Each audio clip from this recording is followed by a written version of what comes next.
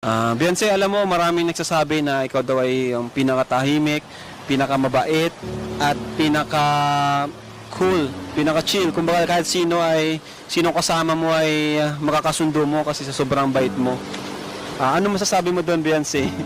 Kasi sa Kalingap Angels, ikaw yung pinakatahimik eh. Ha? Si Ian nga, sabi ni Ian, ikaw daw yung paborito ni Ian. Ikaw daw yung bias ni Ian eh, kasi napakabait mo daw at napakatahimik. Anong masasabi mo doon, Beyonce? Nahihiya po talaga. Nahihiya ka? Talaga. Ano, nahihiya lang o tahimik ka talaga? Tahimik po talaga. Tahimik ka talaga, kahit sa school? Ba't ka naman nahihiya? Eh, ang ganda-ganda mo naman. Hindi. Ha? Ikaw ba, anong tingin mo sa sarili mo? Maganda ka o ano? Hindi. Grabe, napaka-humble mo naman. Ibig sabihin, hindi ka naganda sa sarili mo? Arjan! So, sabi mo, di ka